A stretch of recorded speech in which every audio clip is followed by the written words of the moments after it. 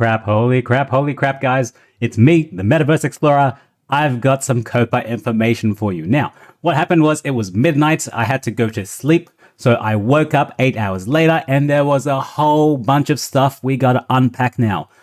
Man, I didn't realize they were going to actually release this much stuff. So first off, let me just list it out for you guys, okay? So the first thing is we got UE5 Showroom gameplay. We got new Scream gameplay. We got a 3D model of a Calico Guardian. We have a graphic novel being released by an ArtStation guy, and we'll look at some of his art.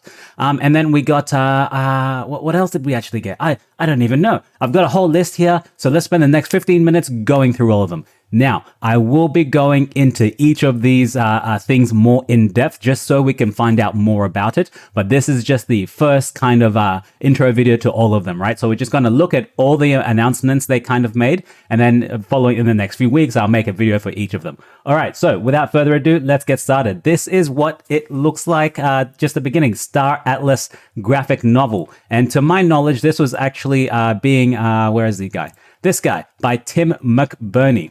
I like his art style. It's pretty good, right? It's pretty good. And he's the guy that's responsible for the Tufa Atlas. That's my Terra wallet. Never mind that. This guy is responsible for the Tufa ships, right? So he's going to be going and looking at and making a graphic novel for Star Atlas. I didn't watch the entire announcement. I'm just kind of getting small tidbits of information here. So I don't know what the timeline of this is, right? It might be coming way later. Like he's probably only started synthesizing it now. So his creative process probably takes months and months and months to do. So we're not going to see any of this anytime soon, but you can see his art, right? He does have some small experience in doing some like a little graphic novel kind of thing. Look at this. It looks good, right? This is all his working process. It looks very, very good. I'm excited for this little thing. All right, so first off, let's see the winners of COPA. The COPA event has now finished. Congratulations to Coexist, Dark Matter, and The Club. Now, I forget, you guys got $5,000, maybe $2,000, and then $1,000. Let's have a look at Guild Coexist. Congratulations, guys. So these guys are the most experienced professional gaming guild representing Turkey-speaking communities in the metaverse since 2007. They got 2,000 followers. Feel free to, look at them. They got a little champion. Yay, congratulations. And the crowd goes wild. Okay, let's have a look at the next one. Dark Matter.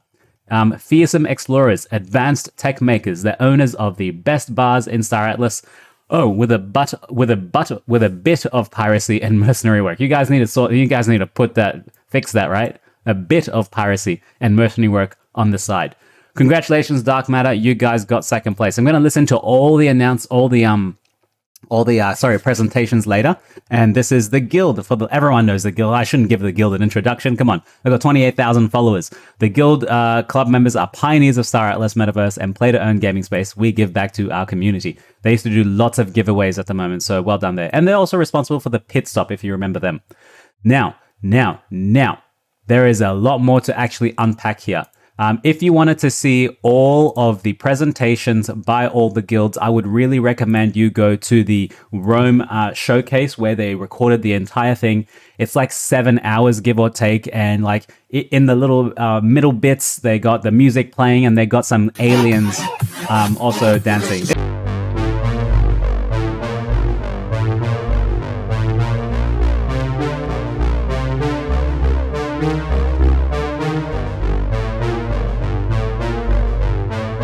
And like it even gets better with like there's one time when I think this one in the back, I think that's actually someone. I think that's someone doing like a little Isn't this is so stupid. I love it. It's so stupid, but I love it. It's so good. So good. That was really good touch, guys. Very well done, Metaverse Nomads and the Rome Guild. So yeah, you can go ahead and listen to all the presentations, right? You can listen to all of them. I don't know which presentation this one is. Probably the club. Rigging of Jeeves. So Jeeves was actually, this final rendering was interesting. Created by Star Atlas artist Joao Lira. Oh, no, this is by Star Atlas. Incredible attention to detail there. Final version by Star Atlas. Offers some huge scope for Jeeves. Oh, I'm not sure about this. I got to find out about this. But anyway, the entire video is 7 hours long. I'm going to watch all the presentations, go through all of them, see what I missed, and make the really detailed videos as I did explain before. Now, if you're interested in Aephian, hello all my Aephians out there. If you're interested, you can watch our own presentation right here by Funcracker, okay? Talks about the guild, talks about the NFT that we might be releasing, and talks about the AEP token, which we will be releasing later. Details to come. You can look at the actual presentation as well as the slide deck itself, okay? That really great stuff. I'm very proud of Funcracker for spearheading this for us. So thank you very much, man. Fearless Leader, Funcracker, Prometheus, Sensei Yamura, and all our community mods and senior members of AEP. Thank you guys. Salute to you. Now, what's next? What's next? Let's go to the Discord because there was a whole bunch of stuff that we missed. Now, we saw the what do you call it? The graphic novel, right?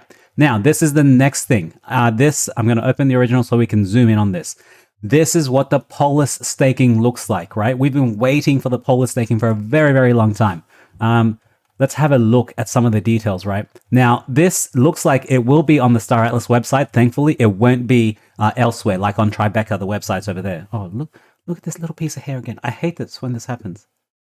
Stay down. Oh my God. Anyway. POLIS locker. Let's have a look at this. Total circulating supply, 88 million. Total token supply, 360. Is that actually accurate? This is the POLIS. What's the total supply? 360 million. Yeah, that is right. That's right. And what's the circulating? Circulating is 21 million according to this. So this is 88 million. This is very interesting. I wonder where the discrepancy is coming from. It might be the team's tokens that might be unlocking. I'm not sure. This may be DevNet. This may, like, all of these may be made up. We don't know. This is just what it looks like, right? Total tokens locked is 2 million. Rewards being distributed, 10 million. Your wallet balance is 250 POLIS. Your locked tokens is 500. Your locker expiration is 5 months. Now you're going to be getting rewards over time, right? Because this is a kind of like a linear contract. You get to choose how much time you want to lock at the end of it. So you get 2 weeks, 1 month, 3 months, 6 months, 9 months, and look at the little multipliers. Sorry, you can't see. I'm going to go in here. Look at this. So you can see, look at the multipliers, right? Look at the multipliers. So if you lock for 2 weeks, you only get 0.08x as a multiplier. Whereas if you lock for 5 years, you get 10x multiplier. Now, of course, there's little middle ones in there. You got to choose what you want. If you think POLIS is going to go down by 90% in the next month, you are not going to lock for 5 years, right? You're going to lock for maybe 2 weeks or don't even lock at all. Now, there is always a caveat to these things, right? You're locking your tokens. You don't have access to it. If you want it back, you can't. Too bad. Unless someone creates a tokenized derivative of the lock staking token. But that's another story, right? What I was going to say is people might choose not to even lock their tokens because they might want instant liquidity for something that they want to use it for, right? If you want to take a loan against it, your POLIS tokens might be worth more taking a loan against it rather than locking it here. But of course, if you don't lock it, you don't get any say in voting power, right? Your entire guild, Rome, I know, is only, and it has a whole bunch of POLIS. I know them. They will probably be not locking for a long time, I think, at least for now. I don't want to speak for him. I have no idea. But I just wanted to show you, right? This is what we saw. There's the lock timer here, lock amount here. You can lock additional tokens and extend lock period. And of course, your voting power decays over time, okay? So once you start your lock, you get that first immediate kind of buff because you've locked for 5 years. You got 10x, you get it right away. And as the time goes down, your voting power starts decreasing because now by this end, you're only locked for like the next 2 weeks, unless you yourself choose to lock it up again for another 5 years, and then your voting power goes up here. Now, I think what they're missing here is an auto restake or auto relock. So if you lock for 5 years and you're happy to keep it in there for the next 5 years all the time, it just automatically relocks it every single day for you so that you always remain at the higher point of this cycle, right? Yeah. Okay, let's move on. Sorry, I don't want to spend too much time because we'll be talking about all of this later on, right? What's the next thing? Now, we did see that the ships inside the Scream are all going to be 3D models. They're not going to be 2D pictures that just move normally. They're going to be 3D that you can see around them and hopefully see above them, maybe below if you're really lucky somehow. Let's have a look at the 3D model of the Calico Guardian, of which we will look at the gameplay of the new Scream. So this is the 3D model of the Calico Guardian. Very nice. Very nice. It's more detailed than I thought it would be for looking at it as a tiny little dot on the screen, right? In Scream, right? It's way more detailed than I thought. So yeah, good job. Good job. It looks good. It looks good. Like, it doesn't need to be any more detailed than this because you can't see any more detail than this. We'll look at the screen right now so that you can see what it actually looks like on screen. I keep saying screen and Scream. Let's have a look at in Aephian Discord. We have all the in the news. In the news, where's the news? There. And this is what the Scream gameplay is. This is from the Aephian. We're able to record it. I'm going to be quiet so you can watch it. The first thing I want to talk about is combat. So with respect to combat, at this moment in time, we're thinking that it's going to be deterministic and not instance and not turn-based. So players can only initiate combat with a ship or a fleet in the same location, and I guess by location I mean open space in a star system or in the dark areas between star systems, and also at planets and star bases. So when initiating a battle with an enemy, players will know both their own fleet and their enemy's combat score. So this is a very important concept. This is basically a quantitative metric that measures a fleet's combat ability and survivability. So based on the current design, players will be able to team up against other players to fight in almost real time.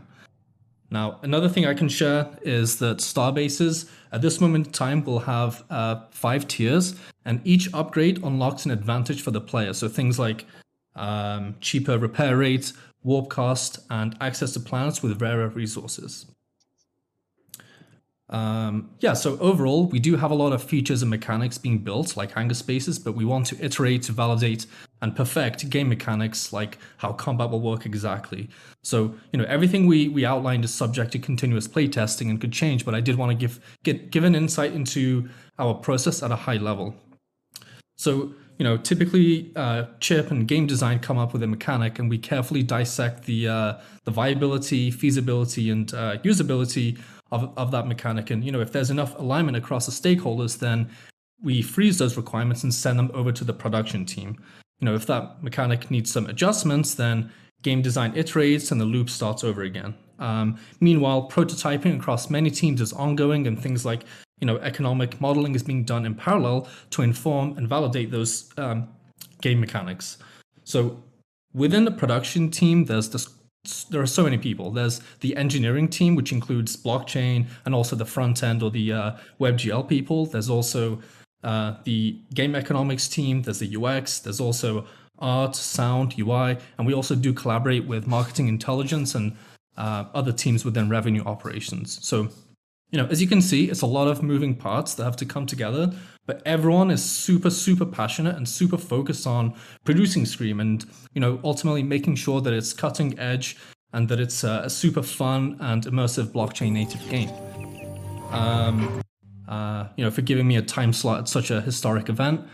I'm going to jump right back into Scream actually. So thanks so much everyone for having me. Hopefully that was enough alpha for you guys. Thank you very much, sir. That was very good alpha. Let's look at the video one more time. Let's look at the small little things we can notice, right? So first off, this was the map. This is what the map looks like at the moment. Do you want to draw with respect right? to It is kind of divided between the 3 COPA spaces, with the center being the Cataclysm, right? We have probably Mud up here, Uster, and Oni. I don't know who's who. Maybe this is the Uster. They might be yellow.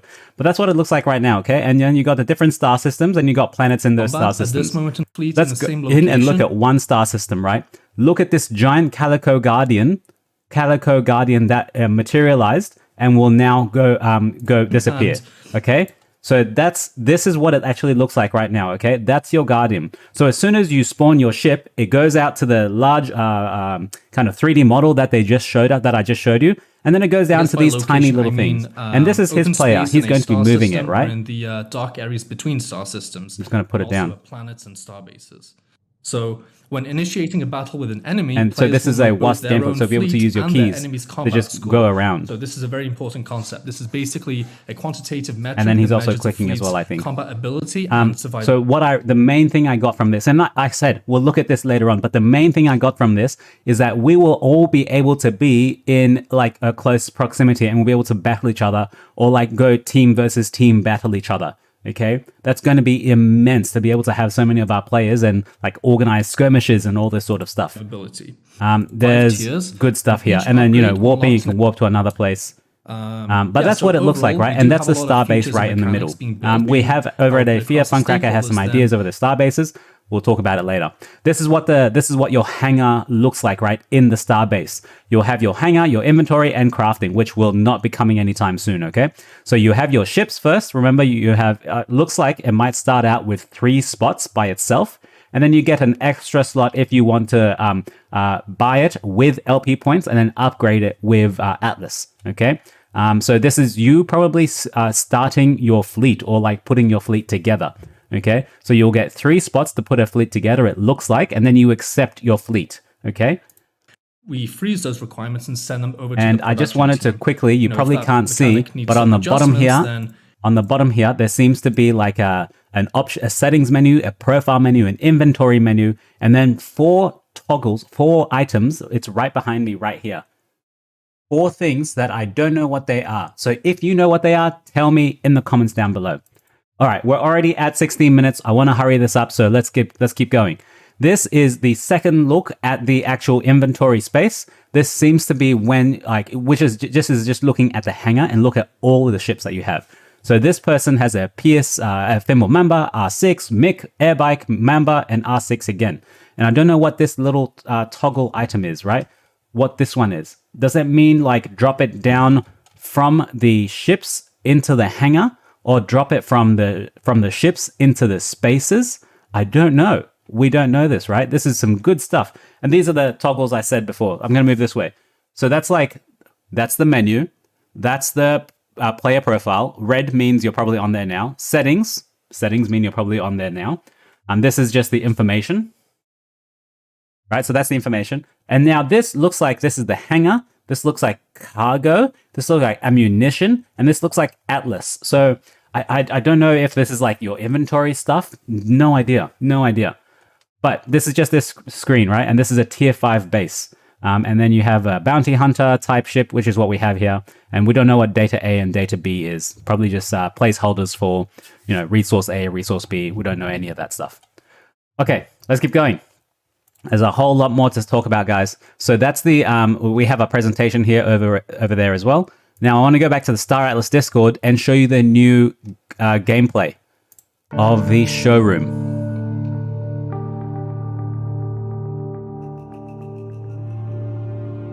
Very clean. Very, very clean. Bit jittery, but maybe it's just the recording and then us viewing it here. I just hope it's a lot smoother. I honestly like the how should I say it? When you click on it or when you go close to it, it comes up like that. It's nice. It's very clean, stylized. They need to improve this middle bit a bit. It's a bit too in your face and it's not as nice. It doesn't fit the aesthetic of the actual elevator key, This is obviously the showroom. We got someone standing over on the left side. This is the rest of it, the rest of the showroom. It's good. That's where the VSO pod came in last time, if you guys remember. That's the door opening over that side, and a little console. As I was saying, I like the console, the yellow thing. When it comes up, you'll see this. Look at that. That's nice. That's nice. And then I think this honestly, I think is you interacting with the splash screen. So you get to access the ship pad, the teleportation menu. We don't know where you're going to be able to teleport. And then the marketplace, which is not live yet. Okay, the new marketplace is not here yet. Man, there's a lot of stuff to cover, right? That is a lot of stuff. And I think that's actually it. There's a whole bunch of stuff that they released during COPA. I might have missed something. I apologize. I will get on top of it. And, you know, I just woke up right now, like 2 hours ago, then I had to go shopping. So I will look if I missed anything at all, and then I will, of course, make an individual video for all of this stuff that they released. I'll also watch each individual presentation and see if I missed anything or any kind of alpha that I think we should know, right? That I want to spread with the Star Atlas community. Okay, that's it for now. If you've watched all the way until the end of this 20-minute video, leave a comment below and give me a really good joke and you will get a Thimble air bike. Give me a really good joke and you will get a Thimble air bike. I'm not joking. If you don't write a joke, you don't get a Thimble air bike. Okay? Okay? And it depends on how many... we won't do likes because anyone can bot the likes. I'll choose the joke. Okay? If you've got a good joke, you get a Thimble air bike. Okay?